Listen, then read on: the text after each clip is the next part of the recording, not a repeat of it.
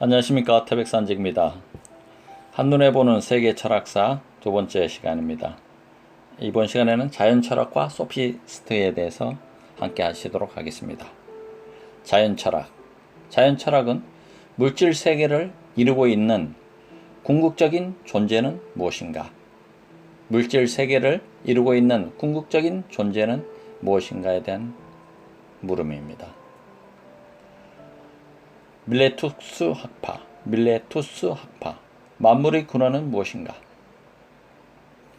고대 그리스 철학은 폴리스를 기반으로 싹을 틔우고 꽃을 피웁니다. 그리스 본토의 많은 폴리스들은 기원전 7세기에서 6세기 사이에 소아시아와 에게해 주변에 많은 식민지를 건설하는데 이들 식민지 역시 폴리스의 형태를 갖춥니다. 철학은 오히려 본토보다 정신적으로나 물질적으로 훨씬 유리한 이들 식민지에서 먼저 싹틉니다. 그리스 철학의 최초 발상지는 소아시아 서해안에 있는 이오니아이고 그 가운데서도 밀레투스가 가장 번창합니다. 이오니아 그리고 밀레투스. 이 밀레투스에서 등장한 최초의 철학자 탈레시스. 기원전 624년에서 545년에 살았을 것으로 추정하고 있습니다. 탈레스는 누구냐? 세계를 구성하는 자연적 물질의 근원을 처음으로 밝힌 철학자입니다. 유럽 철학의 시조이고 철학의 아버지라고 불립니다. 기하학, 천문학의 정통에 당시 일식을 예언했다고 전해집니다. 지적 탐구를 통해 물질의 근원을 물이라고 봅니다.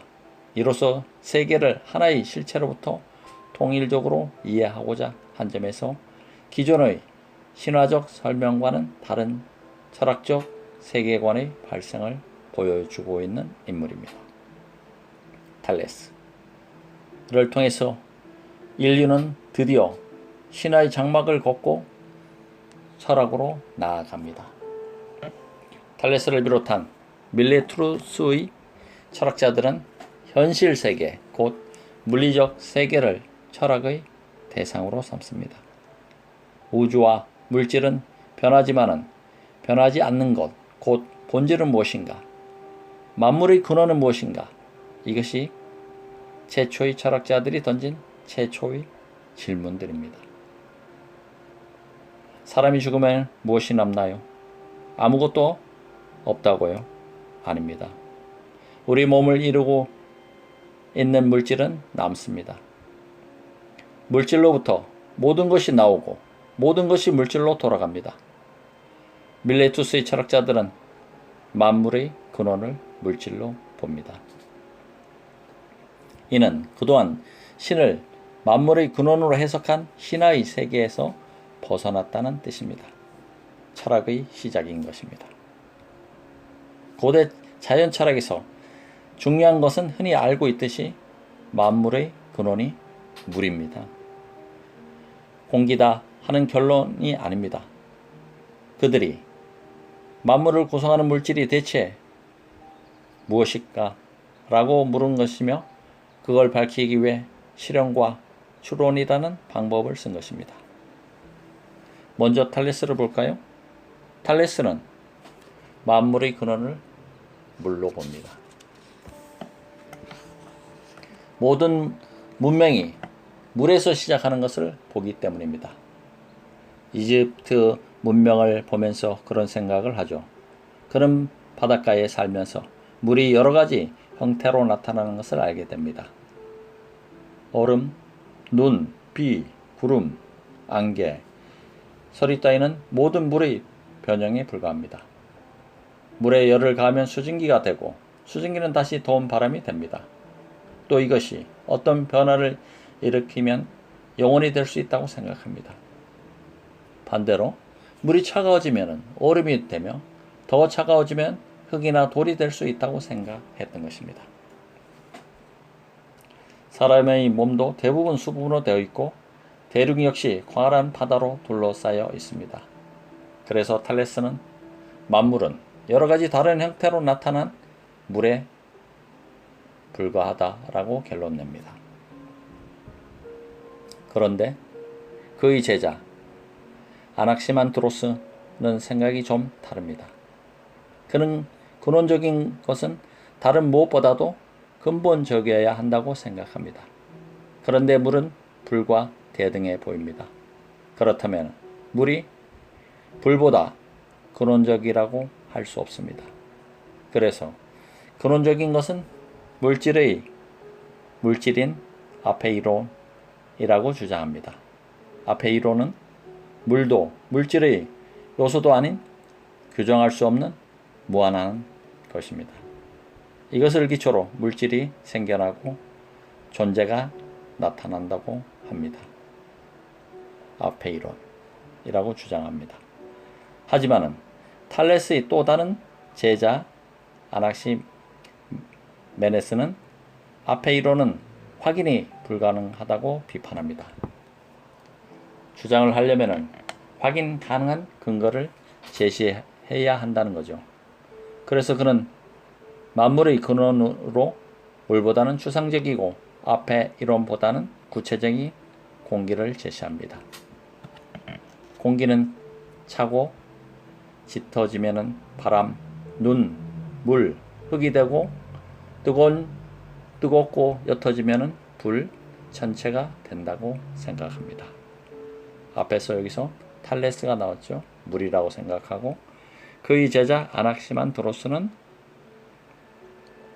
아페이론, 그 다음에 또 다른 제자 아낙시메데스는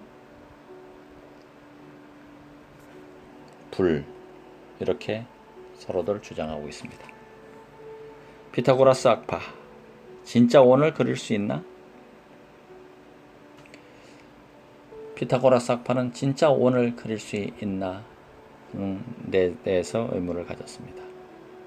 밀레투스 학파 다음에 피타고라스 학파가 등장합니다. 피타고라스, 기원전 582년에서 500년에 살았던 인물입니다. 수학자로 널리 알려져 있습니다. 그는 밀레투스 바로 옆에 있는 사모스 섬 출신이지만은 남부 이탈리아에서 종교된 채를 만들어 교주 노릇을 합니다. 피타고라스가 교주였다는 사실을 처음으로 알게 되죠. 피타고라스는 밀레투스 학파와는 전혀 다른 각도에서 세상을 바라봅니다. 피타고라스는 수학자답게 영원한 것은 물질이 아닌 수라고 주장합니다. 수학에서 말하는 수. 물질은 변화하거나 해체되지만은 세상을 구성하는 법칙은 영원합니다. 그에 따르면 모든 사물의 내면에는 보이지 않는 질서가 존재하는데 그것이 바로 수적 질서입니다. 그리고 이런 질서야말로 변하는 현상, 세계 뒤에 감춰진 진리이자 본질로 영원히 변치 않는다고 합니다. 눈에 보이지 않는 것, 즉 본질적인 무엇인가가 있다는 이론을 피타고라스는 형상이론이라고 부릅니다. 형상이론. 그가 말하는 형상이란 무엇일까요? 예컨대 우리는 둥근 원을 그리면서 머릿속으로 완전한 원을 상상합니다. 그러나 현실에 완전한 원이 있을 수 있을까요? 우리가 보는 모든 원은 불완전합니다. 그럼에도 불완전한 원들을 완전한 원이라고 여깁니다. 삼각형도 마찬가지죠. 삼각형은 3개의 선으로 이루어집니다. 그런데 사실 선이란 2개의 점을 잇는 것으로 길이는 있으나 폭이 없습니다. 다시 말해 진짜 삼각형을 그리지도 못하면서 그려진 삼각형을 삼각형이라고 여기는 것입니다. 진짜 삼각형의 형상이 우리 머릿속에만 존재하기 때문입니다. 이처럼 눈에 보이지 않는 물질에 대한 최초의 주장이 바로 피타고라스에게서 비롯됩니다. 형상이론은 플라톤 이데아론의 뿌리가 됩니다. 피타고라스는 철학사 최초로 형이상학적 가설을 제시한 철학자입니다. 피타고라스 형이상학적 가설. 그런데 형이상학이 또 뭘까요? 한자로 보면 형태 이전의 본질을 연구하는 학문이라는 뜻입니다. 형태 이전의 본질을 연구하는 학문. 곧 형이 상학은 변화하는 현상의 배후에 있는 변화하지 않는 영원한 것, 질서를 갖춘 것을 탐구하는 학문입니다. 형이 상학은 변화하는 현상의 배후에 있는 변화하지 않는 영원한 것, 질서를 갖추는 것을 탐구하는 학문이라고 합니다. 우리가 눈으로 보는 현상 세계는 끊임없이 변하기 때문에 그것만 쳐다보고 있으면 그 현상을 규정할 통일적인 원리를 찾아내기 어렵습니다. 그래서 형이상의 관심사는 최고의 원리, 궁극적 실체를 찾아내는 데 있습니다. 형이상의 관심사는 최고의 원리, 궁극적 실체를 찾는 데 있다고 합니다. 엘레아 학파. 패러독스를 풀 수 있나? 엘레아 학파. 패러독스를 풀 수 있나? 피타고라스와 비슷한 시기에 헤라클레이토스, 기원전 540년에서 480년 철학자가 삽니다. 그는 어두운 사람, 우는 철학자, 수수께끼 내는 사람이라고도 불립니다. 헤라클레이토스. 항상 어두운 표정을 한 채 깊은 사색에 잠겨 있습니다. 또한 그의 말은 알 듯 모를 듯 난해합니다. 자기 주장이 너무나 강해서 그와 논쟁을 벌이는 사람들은 그의 통렬한 비방을 감수해야 합니다. 헤라클레이토스는 만물은 유전한다 라고 말합니다. 헤라클레이토스, 만물은 유전한다. 모든 것은 끊임없이 흐르고 변화한다는 말입니다. 여기서 변화는 대립하는 것들이 다툼에서 생겨납니다. 이 다툼에는 숨겨진 조화가 있는데 이것이 바로 세계를 지배하는 이치이자 로고스입니다. 그리고 이 로고스의 상징이 불입니다. 불을 자세히 보면 변화하지 않는 것 같지만은 끊임없이 변화하고 있습니다. 따라서 불이야말로 만물의 탄생과 소멸의 이치를 잘 보여주는 로고스입니다. 헤라클레이토스, 불. 이성도 인간의 정신에 나타나는 로고스입니다. 불이 끊임없이 변화하듯이 인간의 인식도 정, 반, 합의 과정을 거칩니다. 이러한 헤라클레이토스의 생각은 영원히 변치 않는 것이 있다. 진리의 존재는 생각과 어긋납니다.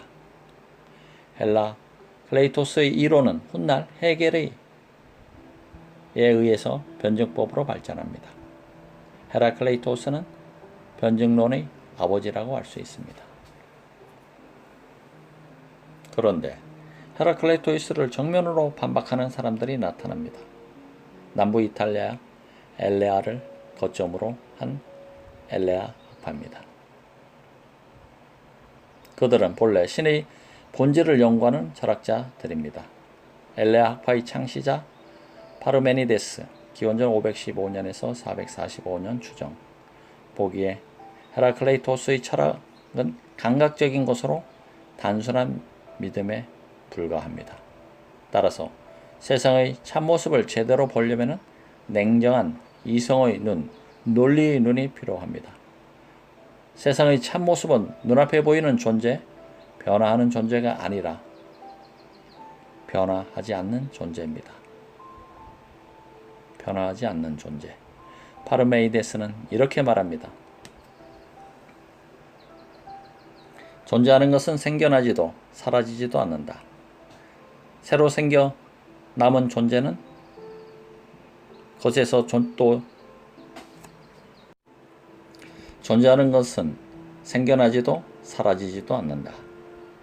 새로 생겨남은 존재하는 것에서 또는 존재하지 않는 것에서 비롯되는 것인데 존재하지 않는 것이 어찌 무엇을 만들어낼 수 있는가? 이것은 절대로 불가능하다. 그러므로 존재하는 것은 다시 만들어질 수도 사라질 수도 없다. 존재하는 것은 변화하지도 않는다. 만일 존재하는 것이 변화한다고 가정하면 그것은 있었던 것이 없는 것으로 되는 셈이다. 이것이 철학에서 존재론의 출발점입니다. 온토로지. 엘레 학파를 대표하는 철학자 제논입니다. 엘라에서 태어난 그는 아테나에서 여러 스승에게 배운 뒤 파르메니데스의 제자가 됩니다. 스승 파르메니데스처럼 그도 헤라클레이토스의 주장을 반박합니다.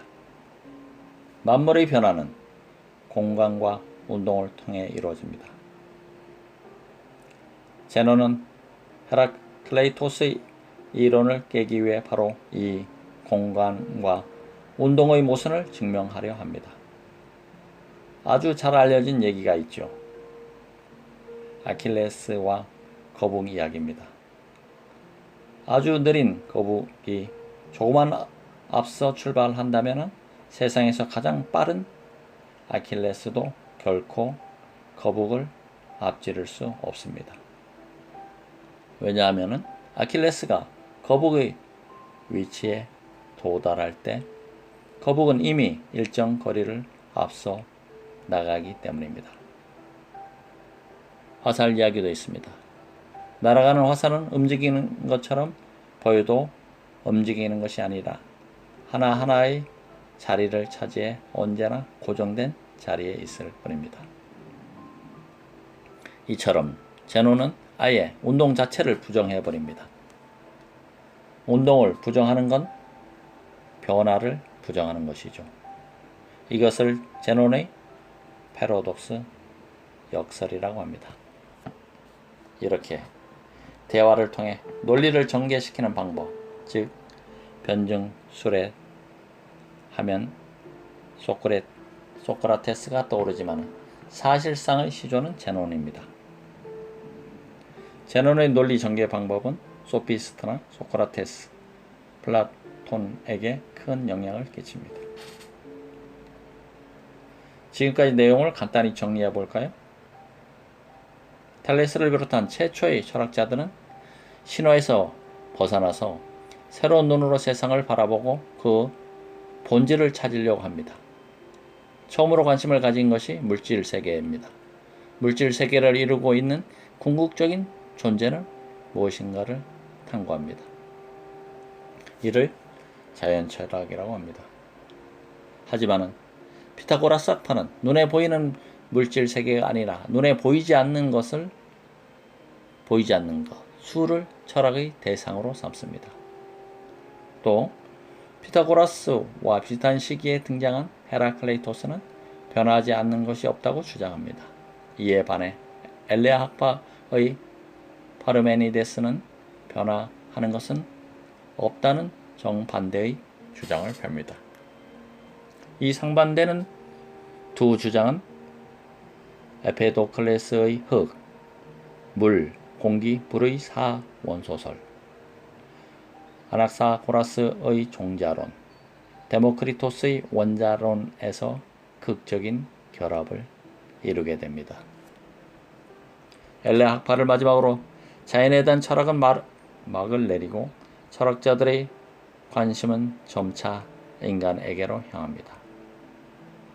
소크라테스가 등장하고 이어서 플라톤, 아리스토텔레스가 소크라테스의 사상을 계승해 존재론, 인식론 등의 문제를 다룹니다. 파르메니데스의 철학은 소크라테스의 진리, 플라톤의 이데아로 이어지고 헤라클레토스의 철학은 헤겔의 번증법으로 이어집니다. 질문. 데모크리토스의 원자론은 과학 시간에 들어본 적이 있습니다. 그가 헤라클레이토스의 변하지 않는 것은 없다와 파르메니데스의 변하는 없다는 것을 결합했다는데 구체적으로 설명해 주세요. 질문도 어렵습니다. 다시 한번 보면은 데모크리토스의 원자론은 과학 시간에 들어봤습니다. 그가 헤라클레토스의 변하지 않는 것은 없다와 파르메니데스의 변하는 것은 없다를 결합했다는데 구체적인 설명을 부탁합니다. 답변: 데모크리토스는 더 이상 쪼갤 수 없는 원자를 물질 세계의 구성 원리로 봅니다. 원자는 생성과 소멸을 겪지 않습니다. 즉, 더 이상 변하지 않는 존재로 원자를 인정함으로써 파르메니데스로 대표되는 엘리아 학파의 주장을 받아들입니다. 그러나 파르메니데스나 제논과는 달리 원자의 운동에는 공간이 필요하다며 허공의 존재를 인정합니다. 오히려 허공에서 원자들이 끊임없이 변화 운동을 거듭한다고 주장하죠. 그 결과 물, 불, 흙 등이 만들어집니다. 헤라클레이토스의 주장도 받아들여지는 것입니다. 질문: 그러면은 엠페도클레스와 아낙사고라스의 위의 두 철학자의 상반된 견해에 대해서 어떻게 설명하시나요? 답변: 엠페도클레스가 보기에는 헤라클레이토스와 파르메니데스 사이에 의견 차이가 생긴 까닭은 단 한 가지 원소만 존재한다고 전제하기 때문입니다. 파르메니데스는 물, 헤라클레이토스는 불이죠. 그렇다면 해결책은 뭘까요? 존재 자체가 여러 원소를 지니고 있어서 이들의 결합과 분리로 만물이 생긴다고 보는 것입니다. 즉, 흙, 물, 불, 공기가 결합,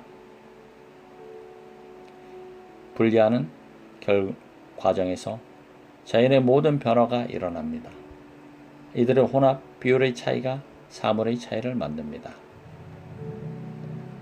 아낙사고라스 역시 생성과 변화를 원소의 결합과 분리로 봅니다. 하지만 아낙사고라스는 물질의 원소가 4가지가 아니라 무수하게 많다고 합니다. 만물의 종자라는 것이죠. 나아가 엠페도클레스가 변화의 원인을 사랑과 미움이라고 한 반면 아낙사고라스는 누스라고도 합니다. 누스는 다른 것들을 움직이게 하나 자신은 움직이지 않고 다른 것과 뭉치지도 않는 정신입니다. 즉, 만물의 종자는 물질이지만은 생성, 변화를 가능하게 하는 힘인 누스는 정신입니다. 이것은 사물의 물질적 작용 외에 정신적 작용 원리를 제시한다는 점에서 의미가 큽니다. 질문: 자연철학자들의 탐구는 고대 그리스 사회에 어떤 영향을 끼쳤나요? 답변: 그리스 자연철학자들은 세상 만물의 근원을 단일한 것에서 찾습니다.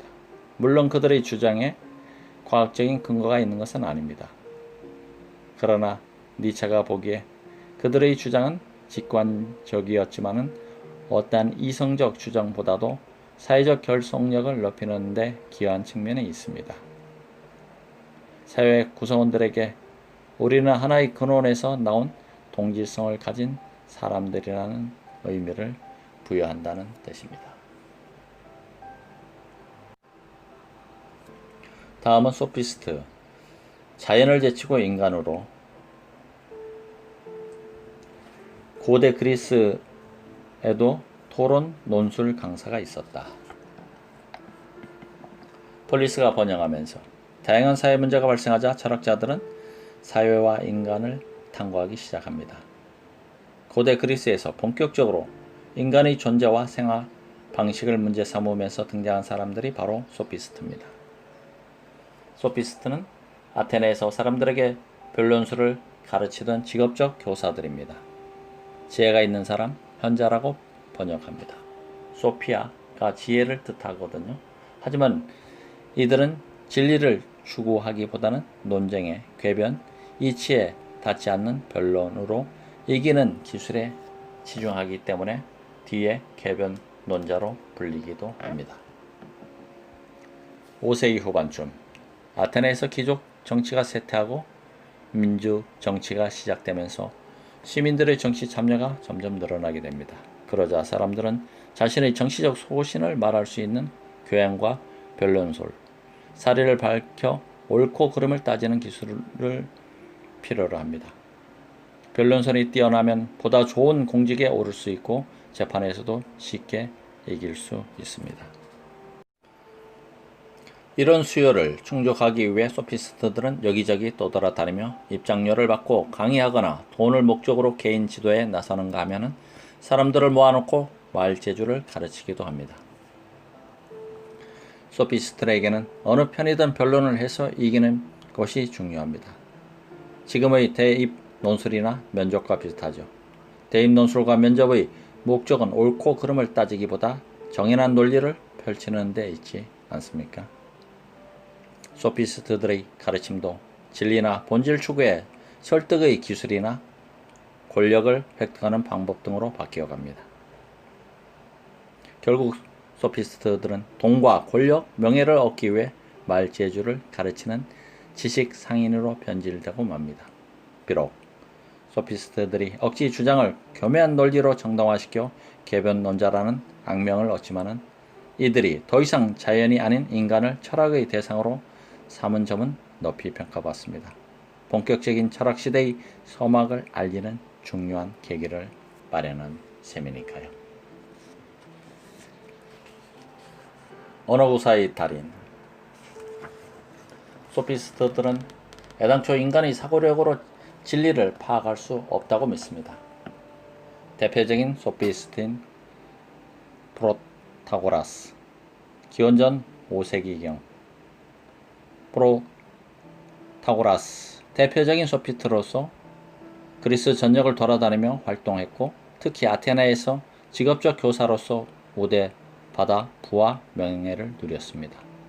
그의 사상은 인간은 만물의 척도이다 라는 말로 대변됩니다. 절대적 진리는 존재하지 않으며 진리가 개개인에게 따라 달라질 수 있는 주관적이고 상대적인 것임을 주장합니다.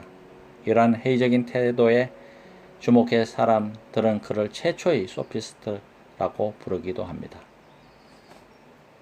그의 철학의 핵심은 플라톤의 테아이테토스에 나타나 있습니다. 테아이테토스.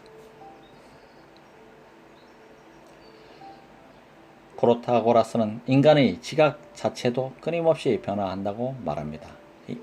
이는 앞서 모든 것은 유전한다는 헤라클레이토스의 주장을 이어받은 것입니다. 인간은 변화무쌍한 사물과 마주하기 때문에 변화하지 않는 보편타당한 진리를 얻을 수 없습니다. 단 지각하는 그 순간에만 확신할 뿐입니다. 더구나 인간의 지각은 수시로 변화하기 때문에 절대적인 항구적인 진리에는 이를 수 없습니다. 회의주의, 진리의 절대성을 의심하는 태도의 전형입니다. 그런 다음과 같이 말합니다. 인간은 만물의 척도라고. 이게 무슨 말일까요? 척도가 자척의 법도, 도이므로 자로 잰 길이가 되네요. 사람이 만물의 기준이라면 똑같은 사물이라도 사람에 따라서 각기 다르게 받아들일 수 있기 때문에 결국 모든 판단의 기준은 각 개인마다 다르다는 뜻입니다. 나에게는 어떤 여성이 예뻐 보여도 친구에게는 아닐 수 있습니다. 그렇다면 선과 악의 가치 판단도 개인에 따라 달라지므로 보편적인 윤리는 존재하지 않게 됩니다.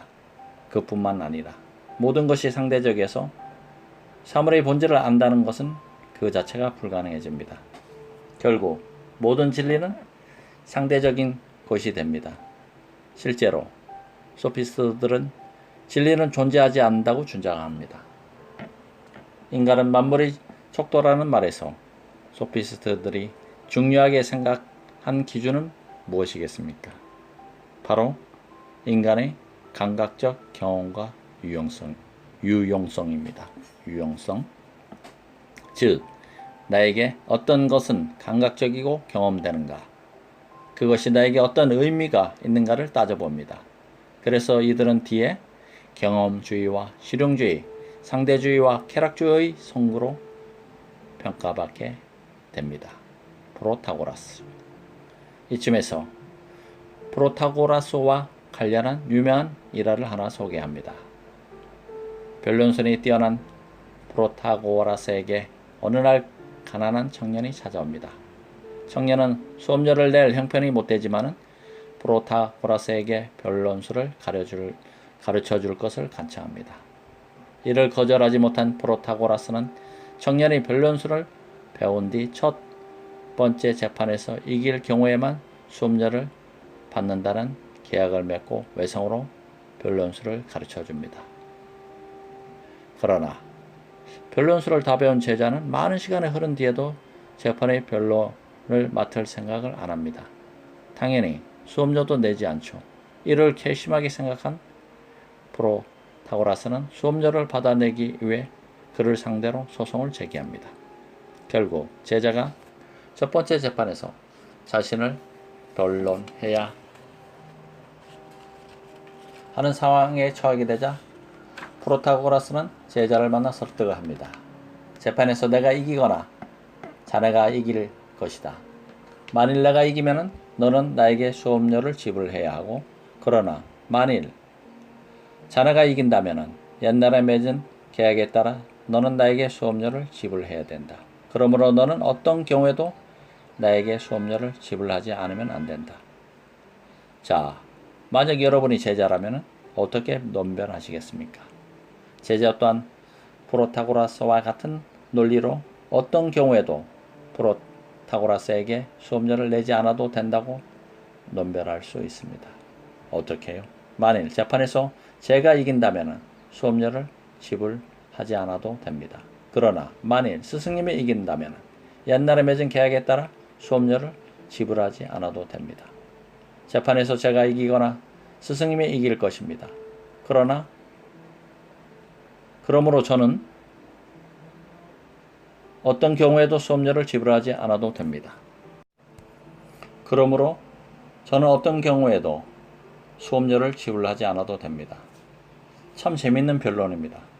계약서에도 문제가 없고 서로의 논변에도 잘못이 없어 보입니다.